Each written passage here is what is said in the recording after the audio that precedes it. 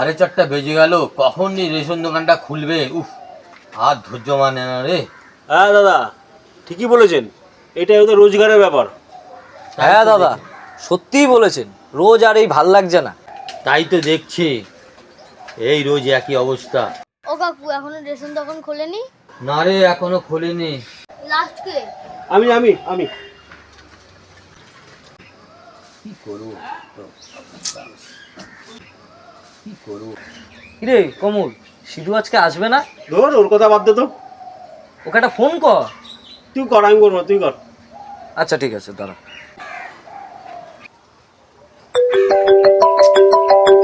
কে phone করে?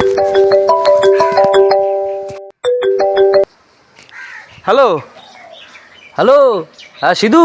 হ্যাঁ। ওকে বল ration দোকান খুলে গেছে, তাড়াতাড়ি আয়। আরে রেশন দোকান খুলে গেছে, তাড়াতাড়ি চলে আয়। না ভাই, আমি তো আজকে আসতে পারবো না, আমার তো একটু কাজ আছে, আসতে পারবো না আমি। আরে ভাই, 2 কেজি গমের সাথে 5 কেজি চিনি ফ্রি দিচ্ছে, তাড়াতাড়ি চলে আয়।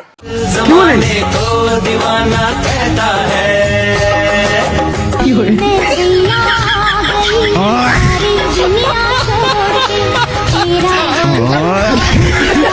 तेरा